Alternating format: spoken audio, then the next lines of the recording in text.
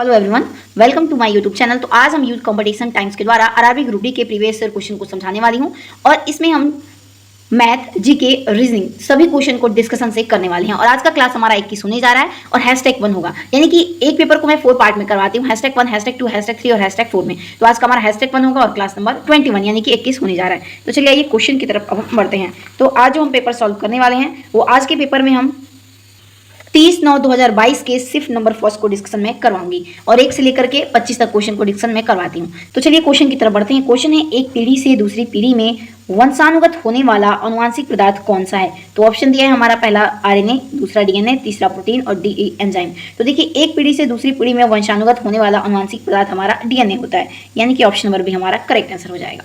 इसके बारे में कुछ देखिए इंपॉर्टेंट डिस्कशन कर लेते हैं। देखिए, डीएनए की खोज 2 वैज्ञानिक के द्वारा किया गया है। जेम्स वाटसन और फ्रांसिस्को क्रिक ने 1953 में की थी। इस खोज के लिए उन्हें 1962 में नोबेल पुरस्कार से सम्मानित किया गया था। नेक्स्ट क्वेश्चन की तरफ बढ़ते हैं। अगला क्वेश्चन दिया है, नाविक किस देश द्वारा विकसित एक स्वतंत्र क्षेत्रीय नेविगेशन उपग्रह प्रणाली है? तो देखिए, ये भारत देश द्वारा, नाविक यानी कि भारत देश द्वारा विकसित एक स्वतंत्र क्षेत्रीय नेविगेशन उपग्रह प्रणाली है, यानी कि ऑप्शन नंबर सी हमारा इसमें करेक्ट आंसर हो जाएगा। वही बात कर लेते हैं। देखिए, तो ये नाविक यानी नेविगेशन विद इंडियन कॉन्स्टिलेशन भारतीय अंतरिक्ष अनुसंधान संगठन यानी कि ये इसरो के द्वारा विकसित एक स्वतंत्र क्षेत्रीय नेविगेशन उपग्रह वाली प्रणाली है। नेक्स्ट क्वेश्चन की तरफ बढ़ते हैं। अगला क्वेश्चन दिया है हमारा, नेक्स्ट क्वेश्चन की तरफ बढ़ते हैं। अगला क्वेश्चन है हमारा, ऑल इंडिया बैडमिंटन चैंपियनशिप 2022 का पुरुष एकल का खिताब किसने जीता? तो ये विक्टर एक्सेल्सन के द्वारा जीता गया है। ऑप्शन नंबर भी हमारा इसमें करेक्ट आंसर हो जाएगा। आइए नेक्स्ट क्वेश्चन देखते हैं। अगला हमारा क्वेश्चन मैथ से संबंधित है। क्वेश्चन दिया है, देखिए अगला क्वेश्चन दिया है हमारा, निम्नलिखित संख्याओं को आरोही क्रम में व्यवस्थित कीजिए। देखिए हमारे यहाँ पे नंबर दिया गया है, तो सबसे पहले आरोही क्रम में जब हम चेंज करते हैं तो सबसे पहले छोटा, फिर उससे बड़ा, फिर उससे बड़ा, लास्ट में फिर हमारा सबसे बड़ा आ जाता है। देखिए 7.005 होगा, उसके बाद उससे बड़ा हो जाएगा 7.050 और लास्ट में हमारा सबसे बड़ा 7050 हो जाएगा। ठीक है, आइए अगले क्वेश्चन की तरफ बढ़ते हैं। अगला क्वेश्चन देखिए रीजनिंग से संबंधित है। क्वेश्चन हमारे यहाँ पे दिया हुआ है, पी, क्यू, आर, एस और टी एक ही इमारत की 5 अलग अलग मंजिलों पर रहते हैं। इमारत की सबसे निचली मंजिल का क्रमांक 1 है, उसके ऊपर की मंजिल का क्रमांक 2 है, इसी तरह सबसे ऊपर मंजिल का क्रमांक 5 है। ठीक, आगे बोला है कि पी टी के ठीक नीचे और एस के ठीक ऊपर वाली मंजिल पर रहता है और लिखा है कि पी विषम क्रमांक वाली मंजिल पर रहता है। यदि आर सबसे निचली मंजिल पर नहीं रहता है तो टी कहाँ रहता है? तो चलिए इस क्वेश्चन को हम मैपिंग करके समझते हैं। तो चलिए इस क्वेश्चन को समझते हैं। तो सबसे पहले पी, क्यू, आर, एस और टी एक ही इमारत के 5 अलग अलग मंजिल पर रहते हैं बोला है, और सबसे निचली मंजिल को क्या बोला है? 1 है। मान लीजिए 1 2 3 4 5 हो गया, तो इसका क्रमांक 1 हो गया, ये 2 हो गया, ये 3 हो गया, ये 4 हो गया और ये 5 हो गया। ठीक है, इसके बाद देखिए आगे क्या बोला है, पी टी के ठीक नीचे और एस के ठीक ऊपर वाली मंजिल पर रहता है। तो अभी हमको पता नहीं है कि पी कहाँ पे रहता है, तो ऐसे कैसे बैठा सकते हैं? तो देखिए आगे पढ़ लेते हैं। पी विषम क्रमांक वाली मंजिल पर रहता है। ठीक, तो हमारे विषम संख्या इसमें 2 दे रखे हैं, यानी कि या तो पी हमारा 5 पे रहता होगा या तो 3 पे रहता होगा, इन दोनों में से कोई एक पे रहता होगा। ठीक है, पी हमारा या तो 5 पे रहता होगा या तो 3 पे, क्योंकि अभी कंफर्म नहीं है कि पी कहाँ रहता है। आगे देखिए पढ़िए, फिर पीछे क्या बोला था, पी जो है टी के ठीक नीचे और एस के ठीक ऊपर रहता है। तो देखिए पी जो है टी के ठीक नीचे, तो टी यहाँ पे ऊपर आ ही नहीं सकता है क्योंकि यहाँ पे कोई भी मंजिल हमारी नहीं दे रखी है। तो यानी कि समझ में क्या आ गया, पी हमारा कहाँ पर बैठा है? तो पी हमारा ये तीसरे मंजिल पर बैठा है और इसके ऊपर क्या है? तो टी है, यानी कि पी टी के ठीक नीचे, तो टी के नीचे पी आ गया और एस के ठीक ऊपर, तो एस के ठीक ऊपर कौन आ गया? पी आ गया, और यहाँ से पी को हटा दीजिए। पहले हम लेकर चलेंगे, अगर 2 ऑप्शन बनता है तो हम लेकर ही चलेंगे किसको बैठाना है। तो समझ में आएगा कि पी हमारा तीसरे माले पर है और चौथे पर टी है और इसके बाद एस हमारा दूसरे पर है। इसके बाद आगे बोला है कि आर सबसे निचली मंजिल पर नहीं रहता है, यानी कि यहाँ पे हमारा आर नहीं बैठेगा, तो आर हमारा 5वें माले पर तब बैठेगा क्योंकि 2 ही बचा है, और यहाँ पे कौन बैठ गया? तो यहाँ पे हमारा क्यू बच गया। ठीक, अब देखिए क्वेश्चन क्या बोला है, तो टी कहाँ पर रहता है? तो टी हमारा चौथे माले पर रहता है, तो ऑप्शन नंबर सी हमारा इसमें करेक्ट आंसर हो जाएगा कि टी हमारा चौथे माले पर रहता है। तो एक ये चौथे माले पे नीचे से 1 2 3 चौथे माले पे टी बैठ गया, तो ऑप्शन नंबर सी हमारे यहाँ पे करेक्ट आंसर हो गया। नेक्स्ट क्वेश्चन की तरफ बढ़ते हैं। अगला क्वेश्चन हमारा मैथ से संबंधित है। देखिए क्वेश्चन बोला है, यदि बुशरा ने अपने स्कूटर को 15,000 में बेचकर विक्रय मूल्य के 1/5वें भाग के बराबर लाभ प्राप्त किया हो तो प्रतिशत लाभ बताना है। तो चलिए सबसे पहले इस क्वेश्चन में देखिए कि स्कूटर का विक्रय मूल्य कितना दिया है, तो 15,000 दिया है। इसको बुक में ही सॉल्व कर लेते हैं। 15,000 दिया है, इसके बाद लाभ कितना कमाती है, 15,000 पर 1/5वें भाग के बराबर कमाती है। तो गुणते 1/5 कर दिया, जब इसको कटाएंगे तो 5 3 15, यानी कि हमारा 3,000 आ जाएगा। तो फिर देखिए क्रय मूल्य जब पता करना हो तो हम क्या करेंगे, विक्रय मूल्य में से माइनस कर देंगे जो जितना भी हमारा लाभ होता है। तो माइनस करने के बाद 12,000 हमारा कितना आ गया, क्रय मूल्य आ गया। तो जब हमारा क्रय मूल्य आ जाएगा तो देखिए लाभ प्रतिशत क्या होता है, तो लाभ प्रतिशत बराबर लाभ बटा में क्रय मूल्य और गुणते 100 कर देते हैं। तो लाभ प्रतिशत बराबर 3,000 हमारा लाभ हुआ है, क्रय मूल्य 12,000, गुणते 100 करेंगे। जब इसको कटाएंगे तो हमारा आंसर कितना आ जाएगा, 25%, यानी कि ऑप्शन नंबर दूसरा हमारा इसमें करेक्ट आंसर हो जाएगा। आइए अगले क्वेश्चन की तरफ बढ़ते हैं। अगला क्वेश्चन देखिए क्या है। नेक्स्ट क्वेश्चन हमारा दिया हुआ है यहाँ पे कि निम्न में से कौन सा अजैव निम्नकरणीय है। तो देखिए हमारा सी करेक्ट हो जाएगा। हमारा जो नायलॉन होता है ये अजैव में आता है, तो ऑप्शन नंबर सी एकदम करेक्ट हो जाएगा। देखिए वे अपशिष्ट पदार्थ हैं जिनका जैविक कारकों के द्वारा अपघटन नहीं होता, अजैव निम्नकरणीय कहलाते हैं। जैसे नायलॉन, पॉलीथीन, कांच आदि ये सभी हमारे किस में आते हैं, अजैव में आते हैं। और जैव निम्नकरणीय में क्या आता है, ये वे अपशिष्ट पदार्थ है जिन्हें हानि रहित पदार्थों में तोड़ा जा सकता है, जैसे कि गोबर हो गया। ठीक है, आइए नेक्स्ट क्वेश्चन की तरफ बढ़ते हैं। अगला क्वेश्चन है इनमें से किसमें सहसंयोजी आबंधन नहीं होता, तो हमारा NaOH में सहसंयोजी आबंधन नहीं होता है। नेक्स्ट क्वेश्चन की जिस और ये देखिए इसमें इसलिए नहीं होता जिसमें परमाणु के बीच इलेक्ट्रॉनों का सभाजन होता है, यह बंध उदासीन प्रकृति का होता है, अतः NaOH सहयोजी आबंधन नहीं होता है। नेक्स्ट क्वेश्चन की तरफ बढ़ते हैं। अगला क्वेश्चन हमारा मैथ से संबंधित है। देखिए अगला क्वेश्चन बोला वर्तमान में हेमा की आयु 48 वर्ष है और रोजा की आयु 32 वर्ष है, कितने वर्ष पूर्व उनकी आयु का अनुपात 5:3 हो जाएगा। तो सबसे पहले देखिए क्या बोला है कि 5:3 हो जाएगा बोला है, तो उन सबकी आयु पहले तो नहीं पता है, माना दोनों की आयु कितनी होगी, तो माना उनकी आयु कितनी होगी, x रही होगी पहले, इसके बाद 5:3 होने का वो दावा कर रहा है।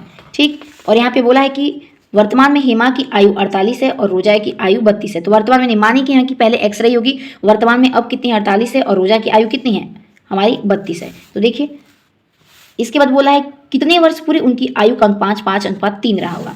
तो पहले क्या करेंगे, पहले है वर्तमान में हेमा, तो हेमा कितनी की है 48 बटा में क्या हो जाएगा 32, और कितने वर्ष में बोला है तो माइनस करेंगे x को, इसको भी माइनस x करेंगे। इसके बाद कितना रहा 5 बटा में 3, यानी कि 5:3 आ रहा है। इसके बाद हम इसको सॉल्व कर देंगे। इसको सॉल्व करने के लिए तिरे गुणा करके भी कर देते हैं, 3 48 माइनस x, इसके बाद 5 को गुणा करेंगे 32 माइनस x करेंगे। 3 से जब गुणा करेंगे 48 का तो हमारा 144 आ जाएगा। इसके बाद माइनस करेंगे 3 में गुणा करेंगे x का तो माइनस 3x आ जाएगा। इसके बाद 5 में गुणा करेंगे 32 का तो 160 आ जाएगा। फिर 5 में गुणा करेंगे x का तो माइनस 5x आ जाएगा। यहाँ पे दोनों 5x हो जाएगा हमारा। ठीक है, इसके बाद देखिए इसके बाद 3x को इधर ही रहने देंगे और 5 इधर लेके आएंगे तो प्लस 5x हो जाएगा और 160 इधर ही रहेगा, माइनस 144 करते रहे। समझ में आया। जब हम -3x में से 3x को घटाएंगे तो देखिए कितना आ जाएगा आंसर हमारा, यहाँ पे 2x आ जाएगा। इसके बाद इधर देखिए क्या आ जाएगा, तो इधर हमारा 16 आ जाएगा। ठीक है, तो x बराबर 16 बटा में 2 करेंगे तो x बराबर कितना आ जाएगा 8 आंसर, यानी कि कितने वर्ष पूर्व, तो 8 वर्ष पूर्व। तो ऑप्शन देखिए हमारा कौन सा करेक्ट होगा, तो ऑप्शन नंबर पहला ही हमारा इसमें करेक्ट आंसर हो जाएगा। ठीक है, तो आइए अगले क्वेश्चन की तरफ अब हम बढ़ते हैं। अगला क्वेश्चन देखिए, अगला क्वेश्चन हमारा दिया है निम्न में से कौन सा विकल्प उस निकटतम लगभग मान को दर्शाता है जो निम्न समीकरण में प्रश्न चिन्ह के स्थान पर आएगी। तो देखिए सबसे पहले इसको हम लिखेंगे, इसके बाद इसको मैं सॉल्व करके आप लोग को बताती हूँ। तो चलिए इसको सॉल्व करते हैं। तो सबसे पहले मल्टीप्लाई करने के बाद हमारा 69.269 आएगा। इसके बाद हम क्या करेंगे, तो जो प्लस रहेगा उसको एक साथ जोड़ लेंगे और लास्ट में जो माइनस रहेगा उसमें से हम क्या करेंगे, तो उसको घटा देंगे। तो ये भी प्लस है और जिसके आगे कुछ नहीं सिंबल होता है वो भी हमारा प्लस होता है, तो इन दोनों को हम क्या करेंगे, जोड़ेंगे। तो देखिए 6,9.269 है, जोड़ेंगे तो 2.33 हो जाएगा और यहाँ पे कुछ नहीं तो 0। अगर हम पीछे 0 लगाएंगे पॉइंट के बाद तो उसकी कोई वैल्यू नहीं होती, इसलिए मैं 0 लगा दी हूँ। इसके बाद 9.5 और इसके बाद 6 7, यानी 71.599 आ गया। इसके बाद घटाना है 4.12 को इसमें से, तो 71.599 और इसमें से घटाएंगे 4.12 और यहाँ पे 0 हो गया। समझ में आया। इसके बाद देखिए 9 में से 0 जाएगा 9 हो जाएगा। इसके बाद 9 में से 2 जाएगा कितना होगा 7 हो जाएगा हमारा। 5 में से 1 गया 4 और इसके बाद 11 में से देखिए फिर घटाएंगे किसको 4 को, तो हमारा यहाँ पे हो जाएगा 7। उसके बाद इसे कैरी लिया गया तो 6, यानी 67.479। तो देखिए कौन सा आंसर आता है, तो हमारा आ जाएगा आंसर 67. 4 7 9 आंसर। इसके बाद हम क्या करेंगे, तो ये हमारा देखिए इसमें दिया गया है 4 ऑप्शन है, 106, 39, 43, 64। तो ये लगभग किसके मान है, तो लगभग ये 64 के बराबर है हमारा 67 आंसर। तो हम क्या कर देंगे, 64 पे टिक मार देंगे, तो अप्रॉक्सीमेट हमारा डी आंसर करेक्ट हो जाएगा। ये लगभग 64 के बराबर इसमें भी दिया गया, तो ऑप्शन बड़ी हमारा इसमें करेक्ट आंसर हो जाएगा। तो चलिए आइए क्वेश्चन की तरफ बढ़ते हैं। अगला क्वेश्चन देखिए दिया है, निम्न में से कौन सा यौगिक विद्युत का चालन कर सकता है। देखिए बी एकदम करेक्ट है, यानी कि सोडियम क्लोराइड हमारा ये विद्युत का चालन कर सकता है। तो ऑप्शन नंबर बी हमारा इसमें करेक्ट आंसर हो जाएगा। नेक्स्ट क्वेश्चन देखते हैं। अगला क्वेश्चन देखिए दिया गया, दिए गए कथनों और निष्कर्षों को ध्यानपूर्वक पढ़ें। कथनों में दी गई जानकारी को सत्य मानते हुए विचार कीजिए, भले ही वे सामान्यतः ज्ञात तथ्यों से भिन्न प्रतीत होती हो, और बताएं कि दिए गए निष्कर्षों में से कौन से कथनों का तार्किक रूप से पालन करते हैं। कथन दिया है पहला हमारा, इसके बाद पढ़िए। कुछ शास्त्रीय नर्तक विद्यार्थी हैं। राम एक शास्त्रीय नर्तक है। सोहन कक्षा एक्स का एक विद्यार्थी है। निष्कर्ष हमारा दिया है, सोहन एक शास्त्रीय नर्तक नहीं है, और दूसरा निष्कर्ष दिया है, राम एक विद्यार्थी है। तो सबसे पहले हम इसकी मैपिंग करेंगे, कथन पढ़ेंगे, उसके बाद इसको बनाएंगे। तो चलिए बनाते हैं। तो देखिए सबसे पहले हमारा क्या बोला है, कुछ शास्त्रीय नर्तक विद्यार्थी हैं। तो सबसे पहले हम शास्त्रीय नर्तक को बना लेंगे। तो ये हमारे शास्त्रीय नर्तक हो गए, समझ लीजिए, शॉर्ट फॉर्म में लिखा है शास्त्रीय नर्तक हो गए। और ये कुछ शास्त्रीय नर्तक किस में आ रहे हैं, तो विद्यार्थी में आ रहे हैं। तो यानी कि इसमें से क्या हो गए, कुछ स्टूडेंट हो गए। ये क्या हो गए, स्टूडेंट हो गए, ठीक है। इसके बाद देखिए आगे क्या बोला है कि राम एक शास्त्रीय नर्तक है। तो राम किसके अंदर आएगा, शास्त्रीय नर्तक के अंदर आ जाएगा। तो ये हमारा कौन हो गया, तो राम हो गया। इसके बाद देखिए सोहन कक्षा एक्स का एक विद्यार्थी है। तो सोहन विद्यार्थी है, तो स्टूडेंट है, तो किसके अंदर आ गया, इसके स्टूडेंट के अंदर आ गया। तो ये हमारा कौन हो गया, सोहन हो गया। अब इसके बाद हम क्या करेंगे, निष्कर्ष को पढ़ते हैं। देखिए पहला निष्कर्ष क्या दिया, सोहन एक शास्त्रीय नर्तक नहीं है। तो देखिए सोहन ये शास्त्रीय नर्तक हो सकता है, तो पहला हमारा ये गलत हो गया। दूसरा है राम एक विद्यार्थी है। तो देखिए क्या राम विद्यार्थी के अंतर्गत आ रहा है, तो नहीं, तो ये भी हमारा गलत हो गया। यानी कि ऑप्शन नंबर बी हमारा करेक्ट हो जाएगा। कोई भी निष्कर्ष निश्चित रूप से पालन नहीं करता है, तो ऑप्शन नंबर बी हमारा यहाँ पे करेक्ट आंसर हो जाएगा। नेक्स्ट क्वेश्चन देखते हैं। अगला क्वेश्चन है, निम्नलिखित में से कौन सा विकल्प भारत में बेरोजगारी पर औपचारिक डेटा का स्रोत नहीं है। तो हमारा सी नहीं होता, यानी कि राष्ट्रीय परिवार स्वास्थ्य सर्वेक्षण का रिपोर्ट ये हमारा भारत में बेरोजगारी पर औपचारिक डेटा का स्रोत नहीं होता है। ऑप्शन नंबर सी हमारा इसमें करेक्ट आंसर हो जाएगा। नेक्स्ट क्वेश्चन देखते हैं। अगला क्वेश्चन है, राज्यसभा के बारे में सही कथन का चयन करना है। तो देखिए इसमें से सही हमारा डी हो जाएगा सिर्फ, यानी कि इसे संसद का उच्च सदन कहा जाता है और यह कभी भी भंग नहीं होता है, यानी कि राज्यसभा। तो ऑप्शन नंबर डी हमारा इसमें करेक्ट आंसर हो जाएगा। नेक्स्ट क्वेश्चन की तरफ बढ़ते हैं। अगला क्वेश्चन हमारा रीजनिंग से संबंधित है। देखिए क्वेश्चन हमारा दिया हुआ है कि 7 बॉक्स EFGHI J और K को एक के ऊपर एक करके रखे गए हैं, लेकिन उनका इसी क्रम में होना आवश्यक नहीं है। F और J के बीच केवल 3 बॉक्स रखे गए हैं। सबसे ऊपर न तो G को और ना ही I को रखा गया है। G और I के बीच केवल H को रखा गया है। K को J के ठीक नीचे रखा गया है। F के ऊपर केवल एक बॉक्स रखा गया है। H और K के बीच कितने बॉक्स रखे गए हैं पूछा है। तो सबसे पहले मैपिंग कर लेते हैं बॉक्सों की। तो देखिए कितने बॉक्स हैं, तो टोटल 7 बॉक्स को बनाया गया है। तो यहाँ पे मैं मैपिंग कर लेती हूँ 7 बॉक्स का। तो देखिए 1 2 3 4 5 6 7 बॉक्स हमारा बन गया। तो देखिए इस क्वेश्चन में बोला है कि F और J के बीच केवल 3 डब्बे बैठे हैं। तो अभी हमको पता नहीं है कि मान लीजिए F और J के बीच F यहाँ भी बैठ जाएगा, J यहाँ भी बैठ जाएगा, जरूरी नहीं है। J यहाँ भी बैठ सकता है, F यहाँ भी बैठ सकता है। तो अभी हमको पता नहीं है, तो अभी नहीं, मतलब आगे पढ़ेंगे इसके बाद, अभी क्लियर नहीं हो पा रहा है। तो देखिए बोला है कि सबसे ऊपर ना G को और ना ही I को बैठाया जा सकता है। तो देखिए सबसे ऊपर यानी कि G और I को हम नहीं बैठा सकते हैं, ठीक, ये बोल दिया गया। तो G और I को हम ऊपर नहीं बैठाएंगे। आगे क्या बोला है, G और I के बीच केवल H को बैठाया गया है। तो देखिए यहाँ पे हम इसकी अलग से मैपिंग कर देते हैं कि G और I के बीच कौन सा डब्बा बैठा है, तो H डब्बा बैठा है। नेक्स्ट अब देख लेते हैं आगे क्या बोल रहा है। आगे फिर बोला गया K को J के ठीक नीचे रखा गया है और F के ऊपर केवल एक बॉक्स रखा गया है। तो देखिए F के ऊपर केवल एक बॉक्स रखा गया बोला है, यानी कि हमारा F यहाँ पे बैठ जाएगा और इसके ऊपर कोई एक बॉक्स रखा गया है। यहाँ पे F के ऊपर एक बॉक्स को मैंने बैठा दिया है और F हमारा दूसरे पे है और यहाँ पे क्या है, तो कोई बॉक्स बैठा है। F के ऊपर कोई एक ही बॉक्स बैठा है। इसके बाद आगे पढ़ लीजिए, F और J के बीच केवल 3 बॉक्स रखे गए। तो देखिए एक यहाँ पे बॉक्स रख दिया, 2 और यहाँ पे तीसरा। इसके बाद कौन है, J है, क्योंकि क्वेश्चन बोला है कि F और J के बीच में केवल 3 डब्बे बैठे हैं, तो 3 डब्बे बैठ गए। इसके बाद देखिए क्या आगे बोला था, इसके बाद बोला गया था आगे कि G और I के बीच में केवल H डब्बा बैठेगा। तो यहाँ पे मैं G को बैठा दूंगी तो H और I कहाँ जाएंगे। अगर मान लीजिए यहाँ पे G को बैठाती हूँ, यहाँ पे बोला ही नहीं गया कि G और I बैठेंगे। तो देखिए यहाँ पे हम किसको बैठाएंगे, तो G को बैठा देंगे और इसके बाद यहाँ पे H को और इसके बाद यहाँ पे I हमारा बैठ जाएगा, क्योंकि यही 3 लगातार डब्बे बच रहे हैं, क्योंकि ऊपर नीचे एक एक बच रहा है तो 3 नहीं बैठ पाएंगे। तो यहाँ पे G हो गया, फिर H, फिर I और इसके बाद देखिए क्या क्या बाकी है। G यहाँ पे नहीं बैठ सकता बोला था, और आई भी नहीं बैठ सकता, तो ये तो खत्म हो गया और ये बचा हमारा 2 डब्बा फिल करने के लिए। तो देखिए आगे क्या बोला है, एच और के बीच कितने डब्बे बैठे हैं पूछ रहा है। तो यहाँ पे देखिए या तो एच को बैठा सकते हैं या तो के को, यही दोनों बचे हैं। यहाँ भी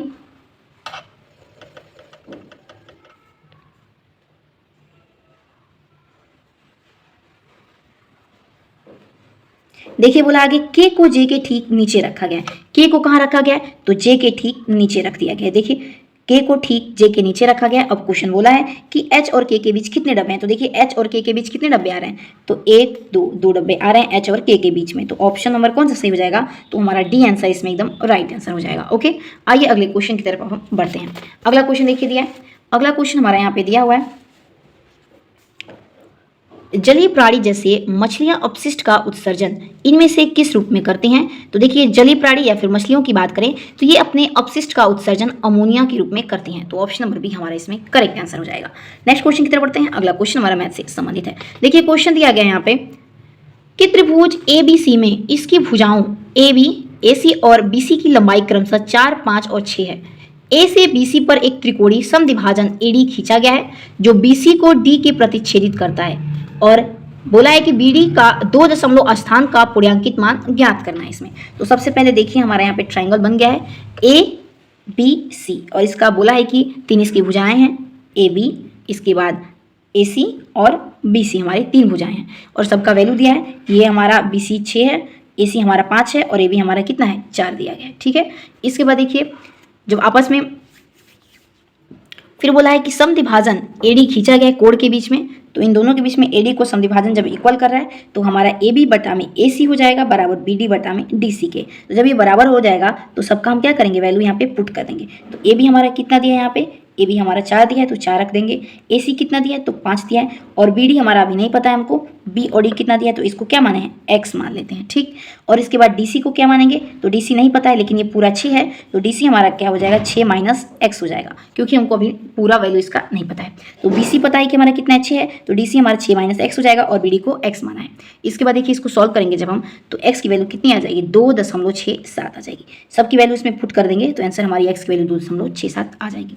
नेक्स्ट क्वेश्चन की तरफ बढ़ते हैं। देखिए अगला क्वेश्चन दिया हमारा अंडर रूट में दिया है 2 प्लस फिर अंडर रूट फिर 2 प्लस फिर अंडर रूट दिया है। देखिए इसकी वैल्यू हम कैसे पता करते हैं, देखिए सबसे पहले हम इस समीकरण को क्या मान लेंगे, जो वैल्यू दिया है कि a बराबर under root 2 plus under root 2 plus under root 2।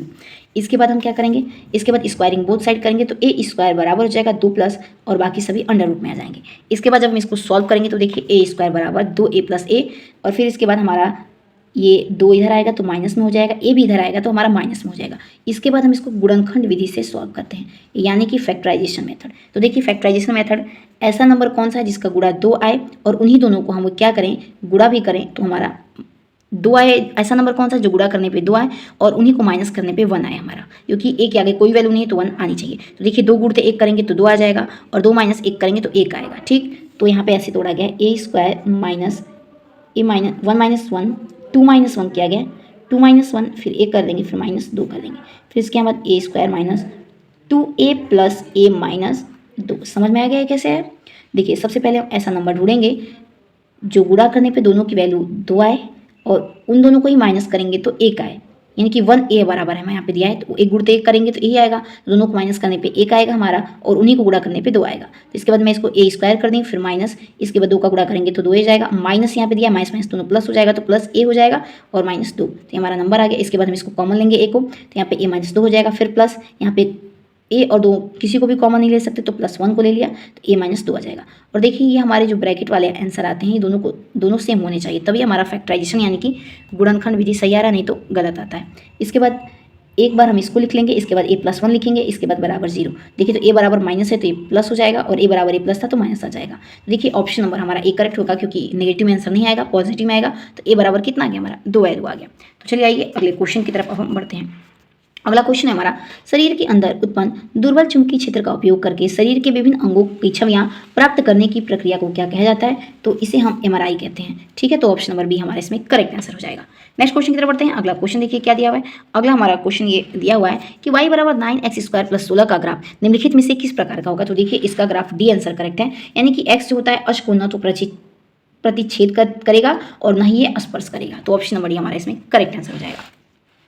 Next question देखते हैं। अगला क्वेश्चन है किसी भी सरकार के बजट को इनमें से किस रूप में परिभाषित किया जाता है? तो देखिए इसमें से डी करेक्ट होगा, यानी कि किसी भी सरकार के बजट को हम वित्तीय वर्ष के दौरान सरकार की प्राकलित प्राप्तियों और व्यय का मासिक विवरण करके उसको हम परिभाषित करते हैं। तो ऑप्शन नंबर डी हमारा इसमें करेक्ट आंसर हो जाएगा। तो देखिए अगला क्वेश्चन हमारा ये मैथ से संबंधित है, इसको हम समानुपात से सॉल्व करने वाले हैं। तो देखिए यहाँ पे हमारा दिया हुआ है कि 25:15 फिर समानुपात 15 x के। तो देखिए इसको हम कैसे सॉल्व करते हैं। तो देखिए इस क्वेश्चन को हम कैसे सॉल्व करते हैं। तो सबसे पहले 25:15 बोला है तो यानी बटा में 15 हो जाता है, समानुपात का मतलब इक्वल हो जाता है और 15 बटा में क्या हो जाता है तो x हो जाता है। इसके बाद 25 गुणते हमारा x हो जाएगा बराबर 15 गुणते 15 हो जाएगा। समझ में आया? तो x बराबर देखिए 15 गुणते 15 बटा में 25, ठीक है। तो 5 15 पछा 25, 5 बटा 5 15, तो तितली के 9 हो गया तो x बराबर कितना आ जाएगा 9 आंसर। तो x की जगह पे हम 9 रख देंगे, यानी कि ऑप्शन नंबर सी हमारा एकदम बिल्कुल राइट आंसर हो जाएगा। चलिए आइए अगले क्वेश्चन की तरफ पढ़ते हैं। देखिए अगला क्वेश्चन हमारा दिया हुआ है कि अगस्त 2022 में बाल तस्करी से आज़ादी अभियान में पश्चिम बंगाल के कितने जिलों को शामिल किया गया? तो इसमें पश्चिम बंगाल के 11 जिलों को शामिल किया गया। ऑप्शन नंबर हमारा इसमें डी करेक्ट आंसर हो जाएगा। नेक्स्ट क्वेश्चन देखते हैं। देखिए अगला क्वेश्चन हमारा ये फिजिक्स से संबंधित है। क्वेश्चन है श्रेणी क्रम में संयोजित दो प्रतिरोधों का नेवल प्रतिरोध 6 ओम है, यानी कि नेट रेसिस्टेंस टोटल रेजिस्टेंस, उनमें प्रवाहित होने वाली धारा 4 एम्पियर है तथा उनमें से एक प्रतिरोध 2 ओम का है, तो दूसरा आपको पता करना है, ठीक है। तो देखिए सबसे पहले क्या बोला है कि श्रेणी क्रम में है, तो जब भी श्रेणी क्रम में बोलता है तो हम कैसे प्रतिरोध को लिखते हैं तो R1 प्लस R2 के रूप में लिखते हैं। तो इसको हम R1 प्लस R2 लिख देंगे और टोटल हमारा ये रेसिस्टेंट इक्विवेलेंट कर देते हैं, यानी टोटल जो आता है उसको हम लिखते हैं। तो टोटल हमारा कितना दिया 6 ओम दिया, तो यहाँ पे 6 ओम लिख देंगे। और एक हमारा क्या दिया था, बोला था एक प्रतिरोध हमारा 2 ओम का है, तो मान लीजिए कि पहला हमारा 2 ओम हो गया प्लस R2 हो गया, तो R2 बराबर कितना हो जाएगा 6 माइनस 2, तो R2 हमारा कितना आ जाएगा 4 ओम आ जाएगा, ठीक है। समझ में आया? 4 ओम हमारा आंसर आ जाएगा, यानी कि देखिए ऑप्शन नंबर कौन सा सही होगा तो बी हमारा एकदम राइट आंसर हो जाएगा। श्रेणी क्रम में बोला है तो R1 प्लस R2 इसीलिए लगाएं, ठीक है। आइए अगले क्वेश्चन की तरफ बढ़ते हैं। तो चलिए दोस्तों मिलते हैं अपने अगले वीडियो के साथ। अगर वीडियो पसंद आए तो इसे अधिक से अधिक लाइक एंड सब्सक्राइब जरूर करिएगा ताकि हमारा मनोबल बढ़ा रहे। तब तक के लिए आप अपना ध्यान रखिए। जय हिंद, जय भारत।